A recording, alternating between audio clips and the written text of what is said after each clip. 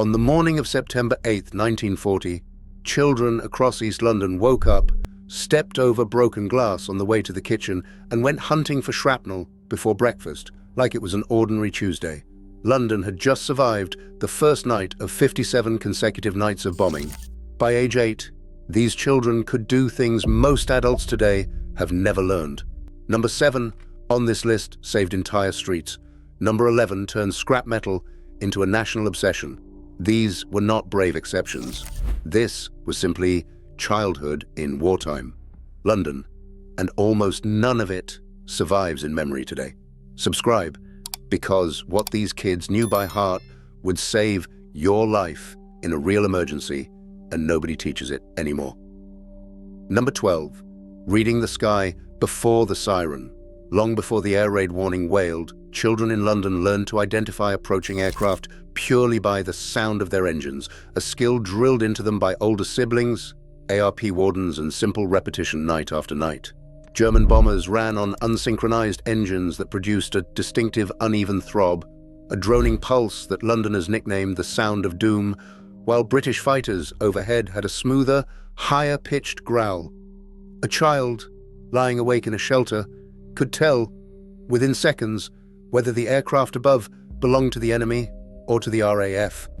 And that distinction decided whether you kept sleeping or scrambled for cover. Nobody today can identify an engine by ear from underground. Back then, it was a survival skill children carried into adulthood without ever thinking of it as remarkable. Number 11, the shrapnel hunt. Every morning after a raid, children across the city headed straight for their gardens and the street outside, hunting for still warm fragments of anti-aircraft shells and bomb casings that had rained down overnight. The metal came out jagged, sometimes too hot to touch, and kids swapped pieces with each other the way earlier generations swapped marbles, building private collections ranked by size and shape. It sounds almost cheerful, and in a strange way it was. Children turning the debris of an actual war into a playground economy. But it also taught genuinely useful judgment, how to spot dangerous edges, how to tell a cooling fragment from something that might still be live, and how to move confidently through a landscape littered with the aftermath of an attack. Try explaining to a modern 8-year-old that yesterday's air raid left treasure in the backyard, and you will get a very different reaction than London children had in 1940. Number 10, the 60-second gas mask drill. Every child was issued a mask, sometimes a specially designed one, nicknamed Mickey Mouse, for toddlers to make it less frightening, and was required to carry it everywhere, to school, to the shops, into the shelter. Teachers ran surprise drills constantly, shouting a single word, gas, and children had to stop whatever they were doing and get the mask fully sealed over their face within seconds. The straps were tight, the rubber smelled awful, and breathing through the filter took real practice to do calmly instead of panicking. Some children personalized their carrying cases, or less usefully, stashed sandwiches inside them, but the underlying discipline was real. A modern child asked to correctly don emergency breathing equipment inside a minute from memory without an adult's help would likely struggle. London's children did it in their sleep, literally, since raids so often came at night. First pattern break. Everything so far has been about the sky and what falls from it. What comes next is about surviving the ground underneath you, and this is where the skills get genuinely dangerous to have lost. Number 9, building and living in the shelter.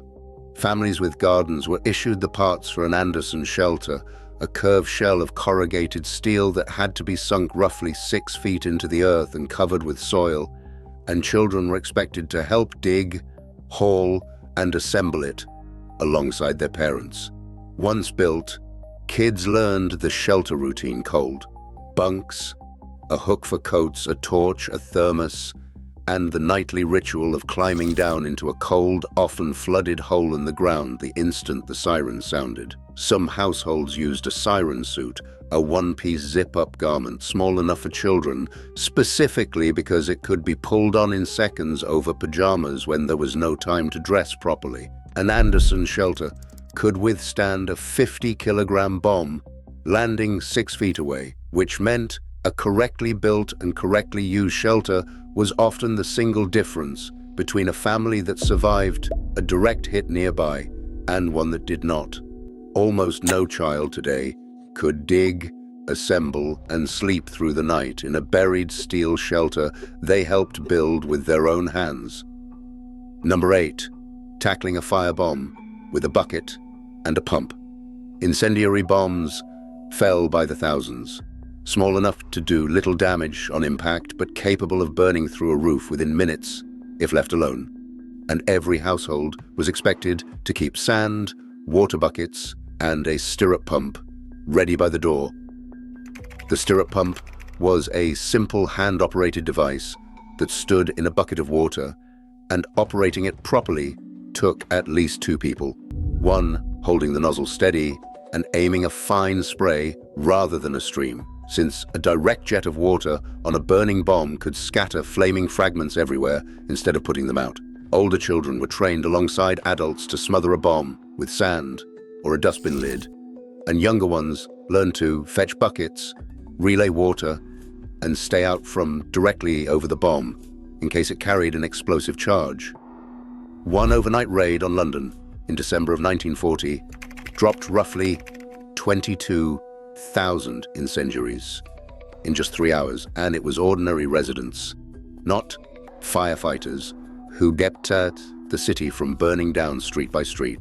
A skill like that has no modern equivalent, because nobody expects an 8-year-old to know the correct water pressure for smothering a burning object without spreading the fire. Number 7. The evacuation readiness that never switched off. Millions of British children lived permanently packed and prepared to leave home within hours. A small suitcase by the door containing spare clothes, a gas mask, and a pre-addressed postcard so parents could be told where they had ended up. Roughly 1.5 million people were moved out of British cities during the initial waves of evacuation, and children learned to treat sudden total upheaval as a normal possibility rather than a catastrophe, boarding trains with a name tag around their neck and no real idea where they would sleep that night. This constant state of readiness, bags packed, documents in order, a plan already understood without needing to be explained twice, is a level of practical preparedness that most modern households, let alone children, simply do not maintain. It saved lives, specifically because there was no scramble when the order actually came. Number 6. Sleeping through chaos in a crowd. Not every family had a garden shelter, and hundreds of thousands of Londoners packed themselves into public shelters and underground stations every night instead, sometimes close to 200,000 people sheltering on the tube network during the worst of the bombing. Children learned to sleep sitting upright against strangers, to use a rolled coat as a pillow on a concrete platform, and to block out the noise of hundreds of other frightened people nearby well enough to actually rest before school the next morning.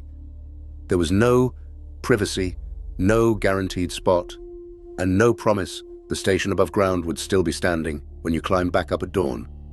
Modern children rarely have to develop the specific skill of falling genuinely asleep in a packed, loud, unfamiliar space out of sheer necessity, night after night for months. Second pattern break.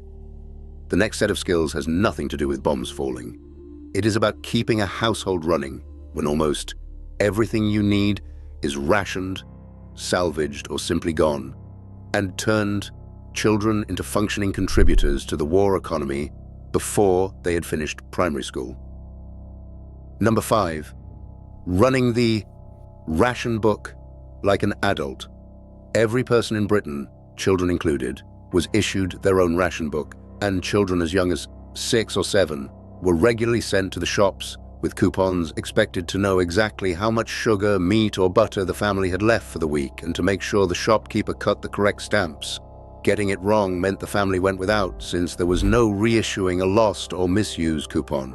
Many families also kept a garden turned over almost entirely to vegetables under the DIG for Victory campaign, and children weeded, watered, and harvested alongside their parents as a genuine contribution to the household's food supply rather than a chore. A modern child managing a family's weekly food budget down to the ounce, with real consequences for a mistake, would be almost unheard of today. Number 4. Salvaging everything, always.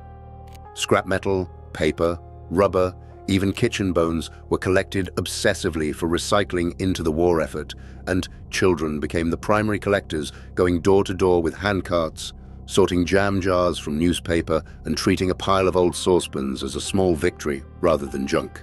Iron railings were pulled from parks and gardens, supposedly to be melted into aircraft, and children watched the process and understood, correctly or not, that their own effort at home was directly connected to a fighter plane somewhere. This habit of assuming nothing was disposable, that every scrap had a second use, if you were resourceful enough to find it, shaped an entire generation's relationship with waste in a way that modern convenience culture has almost completely erased. Number 3. Mending instead of replacing.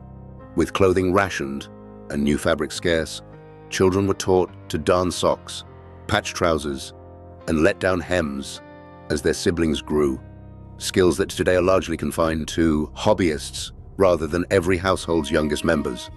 A torn school jumper was not thrown away, it was unpicked, turned and resewn, sometimes multiple times, across multiple children in the same family. This was not viewed as deprivation by the kids doing it. It was simply understood that a needle and thread solve problems a shop no longer could. Number 2, staying calm on purpose. Out loud, adults around London's children modeled a specific, deliberate kind of composure during raids, singing in shelters, cracking jokes over the sound of anti-aircraft guns, and continuing ordinary routines like lessons and mealtimes whenever possible, precisely because panic spread faster than fire and cost more lives. Children absorbed this and reproduced it themselves, comforting younger siblings during raids, distracting toddlers with games in the shelter, and returning to schoolwork the morning after a house on their street had been destroyed. This was not the absence of fear. It was fear managed on purpose, taught the same way any other survival skill was taught, through repetition and example rather than instinct. And finally, number 1, never touching what you did not understand. Unexploded bombs, dropped parachute mines, and abandoned incendiaries littered London throughout the Blitz, and children were drilled relentlessly on a single rule that overrode their curiosity every single time. Report it, mark the spot, and get every other child away from it immediately. No exceptions, no closer looks.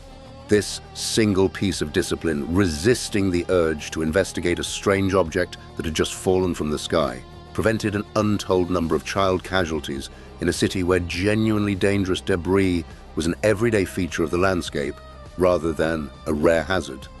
It is a deceptively simple skill, knowing exactly when curiosity has to lose to caution, and it is one that entire generations of overprotected modern childhoods have never actually been tested on. None of these children thought of themselves as remarkable. They thought of themselves as kids doing what the moment required, night after night for years.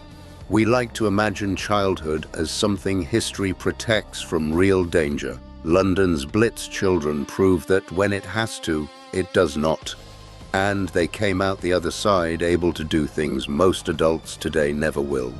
Tell me which number surprised you most, and if you want the follow-up on what happened to these children once the bombing finally stopped. Say so in the comments, because that story is just as unexpected as this one.